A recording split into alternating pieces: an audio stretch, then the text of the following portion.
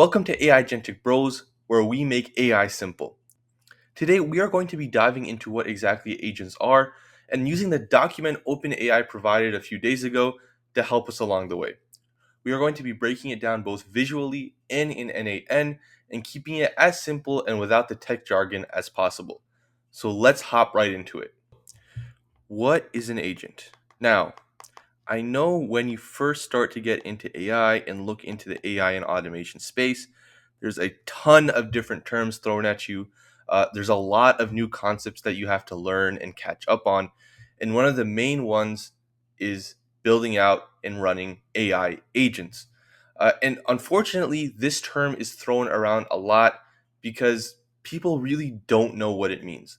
And a few days ago, OpenAI, and what I consider the industry standard, released a PDF kind of talking about what exactly agents are and breaking it down into simple and easy to understand steps. We are going to be breaking down that PDF and going ahead and building out a simple agent in a low code, no code tool called NAN, which is basically just drag and drop nodes.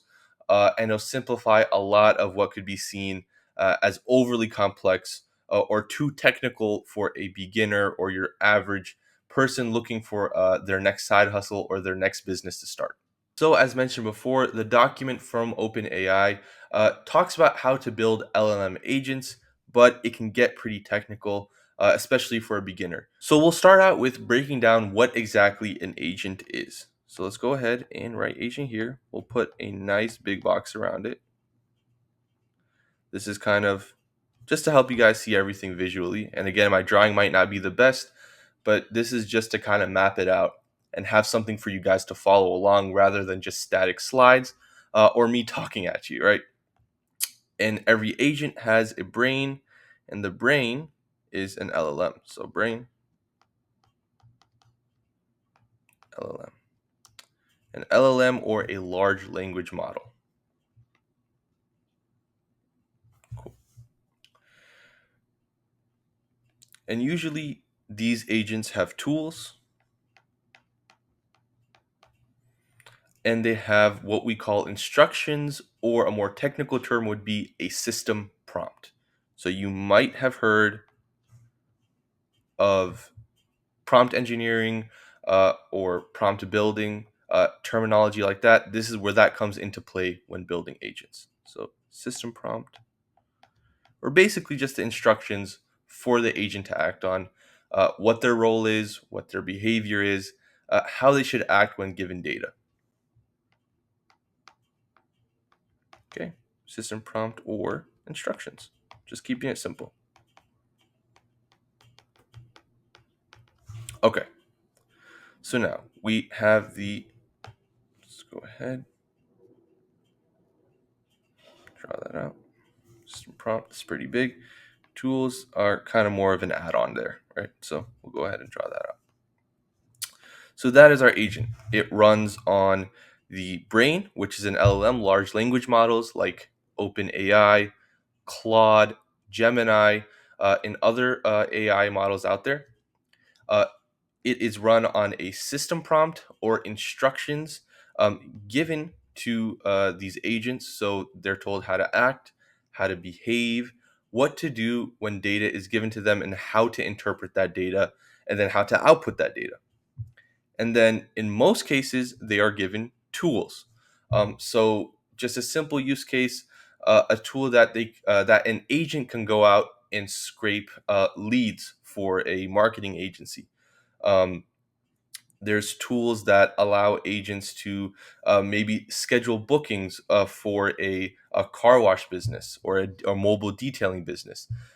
You can have them access your own calendar or your own Calendly link, and then cancel or move up appointments. You can have them do all sorts of things. This is kind of an overview of what an agent is. All right, so before we move on into anything else in this video, I want to make an important distinction.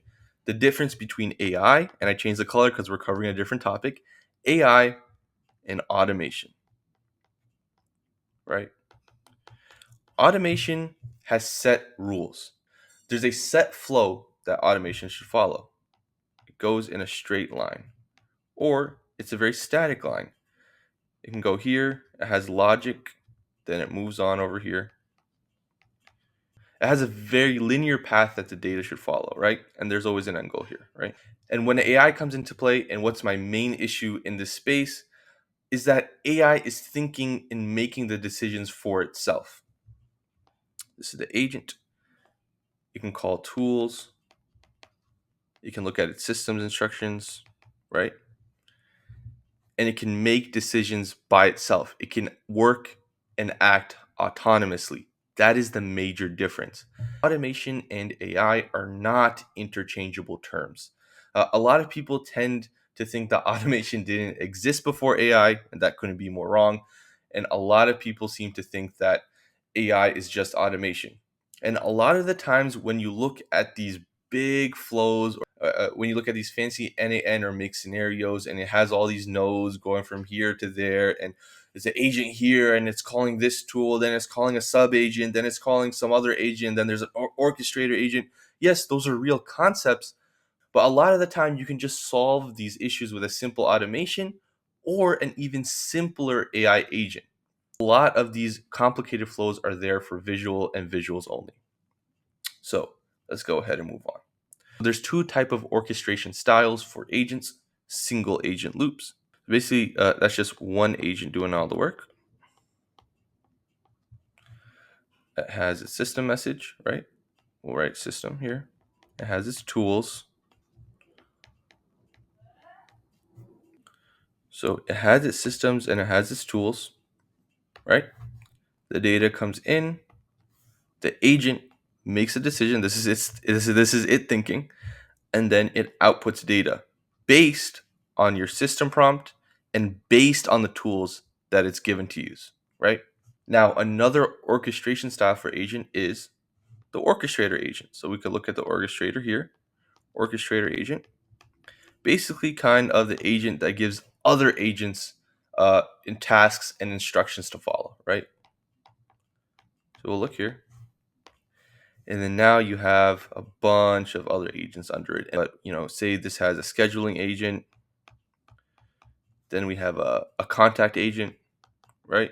Then we have specifically a Gmail agent, all with their own instructions or system messages and tools, right? Boom, boom, boom, boom. And let's say you have a scraping agent, right? And it has its own instructions and its own tools. So that one orchestrator agent goes ahead, gets data, and then it'll go ahead and orchestrate or tell these other agents what to do. Those agents report back to this orchestrator agent, right? And then the orchestrator agent is able to then output the desired outcome. So now let's hop into how OpenAI defines an agent and what are the best use cases for an agent. As we mentioned before, a lot of people misuse AI in automation or they use them interchangeably. And I think having a solid definition, an industry standard definition for what an agent is and what it should be used for can really help with this confusion. So, OpenAI defines an agent as a system that independently accomplishes tasks, right?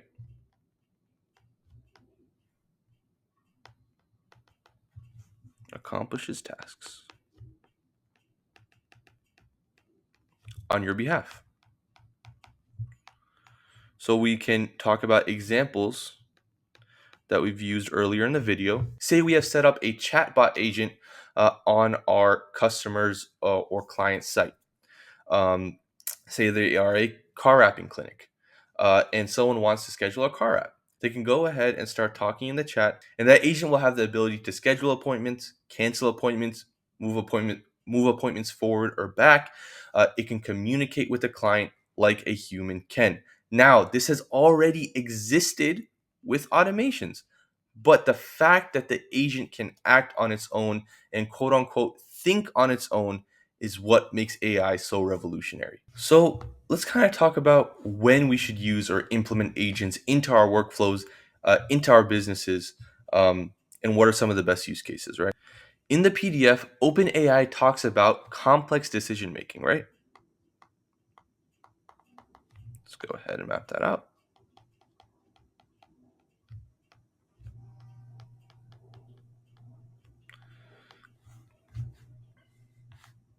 So workflows involving nuanced judgment,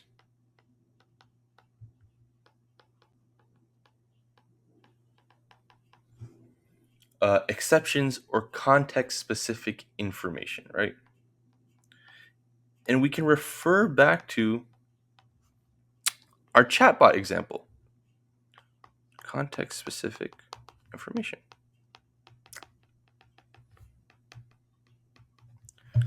Say a client has already scheduled a car wrapping appointment and they want to cancel it or they want to move it ahead.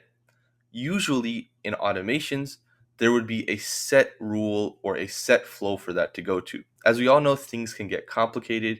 Maybe it's a bigger job and the customer paid some money or they put a deposit down and they want a refund.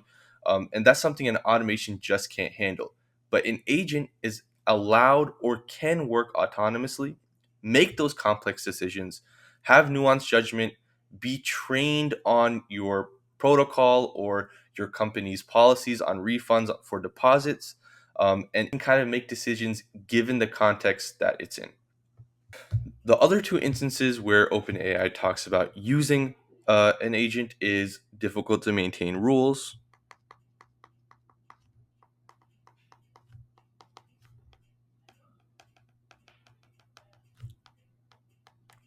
and heavy reliance on unstructured data.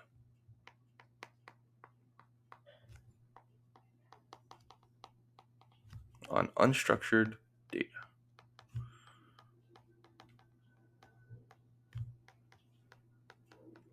These are kind of more higher at an enterprise level, but I can talk to heavily reliance. But I can talk to heavy reliance on unstructured data, which where RAG comes in, or training an agent on PDFs, images, being able to kind of store all your company's or your system's memory in an agent and have that agent refer back to it. So now let's go ahead and hop into NAN. Go ahead and give a breakdown of the different tools and different ways you can build out an agent in the platform. And the reason I'm kind of jumping to NAN is in the rest of the doc from OpenAI, it kind of goes into different Python and kind of goes into their SDK. It looks at more of a complex way of making agents or a more developer centric or developer focused way of making agents. With using NAN, it simplifies the process for people who may not have a technical background, and for kind of building out these simple flows and these simple agents to market to local businesses, to market to e-commerce stores. And just kind of keep it simple and easy to understand. So let's go ahead and hop into NAN. All right, so let's go ahead in NAN and build out a simple framework for an agent.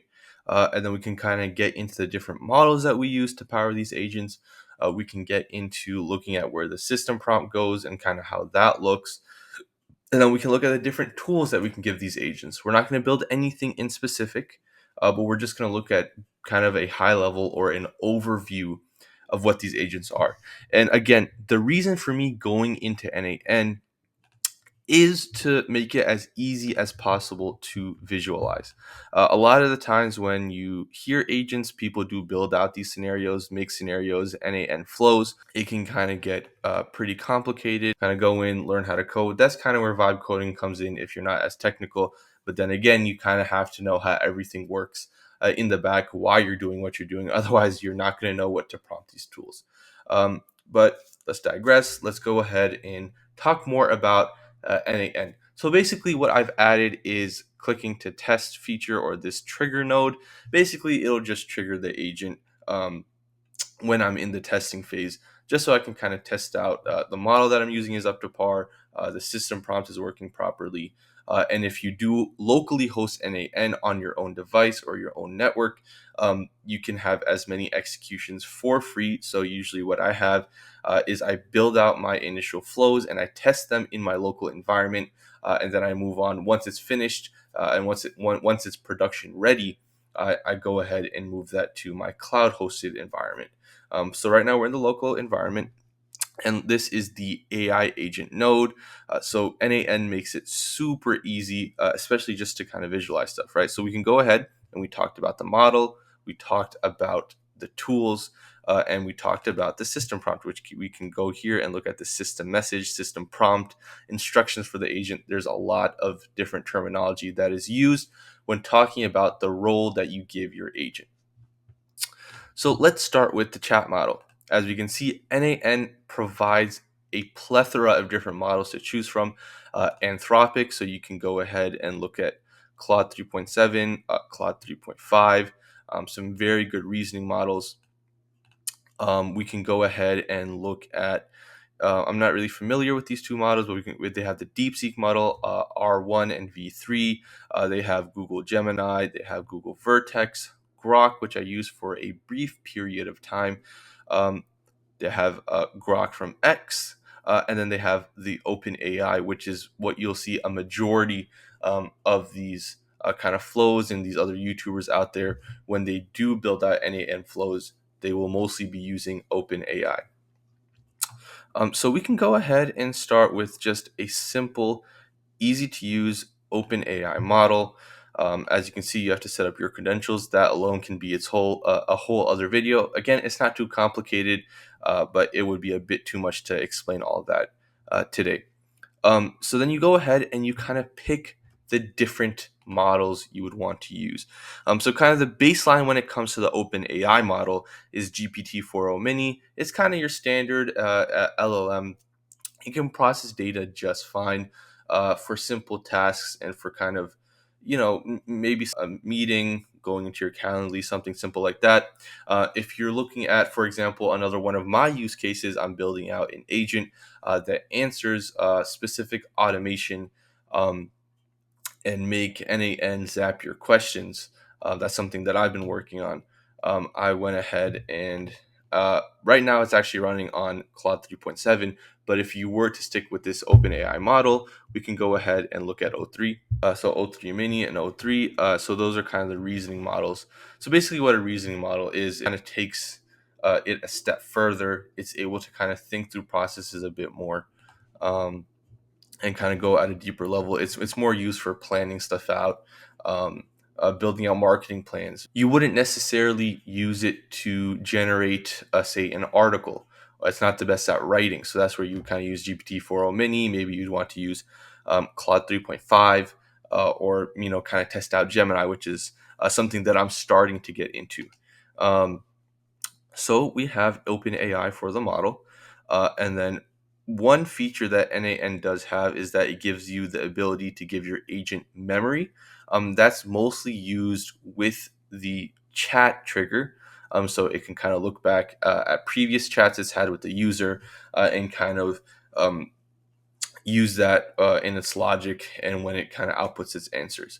That's not something we're going to add today. And then we can look at the different tools that NAN offers you. So one very important feature in NAN is that you can assign an agent a completely different NAN workflow as a tool. So this is where the idea of orchestrator agents comes in. This is where the idea of kind of having one agent that has these different agents um, at its disposal. It can use it for different tasks. You just kind of really have to be specific with your prompting. There's a lot of troubleshooting that comes along with that. And then you can look at the HTTP request node, which is basically you can hook up any API that isn't already integrated into the NAN system. So this has been very useful. My main hurdle with this, especially as a beginner when I started out 6 to 7 months ago, was figuring out first what an API was, and then all the different parameters, depending, of course, on the API that go into setting one up. But if we can go ahead and click here, NAN makes it very simple. You'll have the URL, you'll have the method. Again, this can all be found in the documentations for the specific API that you would want to set up. We can go ahead and kind of delete that. And then these are all the different tools that are already integrated into NAN. So we can give it Postgres, a vector store, Superbase vector store. So this is all for further memory or ragging, as I mentioned earlier in the video, kind of training an agent on your own documents. or your company documents, company specific material, and have it refer back to that. You can have it look at your Airtable. You can give it access to your Google. So even just looking at just the Google suite of tools, you can give it access to the Google Ads API, Google Chat tool, Google Docs, Google Drive. A big thing that I mentioned before, if we go ahead and look at the calendar, you can give it access to your Google calendar tool here, right? Um, you go ahead and just select your credentials, tool descriptions, how do you kind of want it to act. So those are the different tools that you can kind of give your agent to use. Now we can go ahead and look at a system prompt that I'm using for one of my other agents that's about to be in production. So here we can take a look at a system message for my agent. And a common issue that you'll see, and initially when I started out in the space, a lot of these system messages were very long-winded. This caused a lot of hallucination within the agent. It caused it to be confused, not really know where to go. So a best practice is kind of start simple, start small, test it out, and then kind of add stuff to your system prompt. So if we can look here, I've written out, you are an expert assistant for AI automation professionals using NAN. Right now, this is specifically targeted to users of NAN. I will venture into the other platform soon. Your primary function is to troubleshoot errors, suggest node configurations, guide integrations, and recommend best practices for scalable, reliable workflows. And then it is ragged to the NAN documentation. So important, you are powered by a retrieval augmented knowledge system, knowledge base RAG. So we're kind of letting it know that it has those RAG capabilities. A lot of the times it does help to kind of spell these things out, but again, don't make it too long-winded. Containing up-to-date documentation, examples, and best practices for NAN. You must always check this knowledge base before answering. So I'm kind of giving it SOP or standard operating procedures here.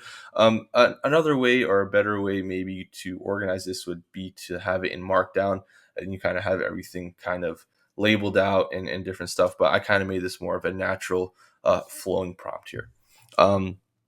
There should be no instance where you provide a response without first consulting the retrieved documents. So I did have a few instances where my agent was kind of referring back to its LLM and it wasn't going back to its actual knowledge base. I wanted it that I trained it on, and I wanted it to constantly refer to. So I went ahead and specified that in the prompt. When responding, start with a clear summary of the issue. So this is kind of how I wanted to go ahead. Again, SOP, standard operating procedure, how I want it to respond to the user who has a troubleshooting question, an idea for a workflow they kind of want to work through, stuff like that. Break down your answer logically, avoid vague or generic responses. So this is kind of an example of a system prompt. So that is all we have for today. We covered the OpenAI documentations or PDFs that were provided talking about what is an agent, what are the best use cases for agents. We talked about the difference between AI and automation, and then we went ahead and kind of showed that visually. In NAN, we showed examples of using different models. We showed examples of a system prompt, and then we showed examples of different tools that we can use or give an agent to use. Um, Thank you all for watching this video through. If you do want to learn how to build these agents out and then go ahead and get local business clients and service them with AI and automation systems, go ahead and join our school AI Agentic Growth Lab. Follow, like, comment, subscribe. We are coming out with videos every day, and we'll have one or two YouTube videos a week. And we're also coming out with a beginner to expert AI course, as well as a course covering how to get local clients, how to service them, how to keep them engaged. Thank you all so much for watching this video, and I look forward to seeing you in the school. Thank you.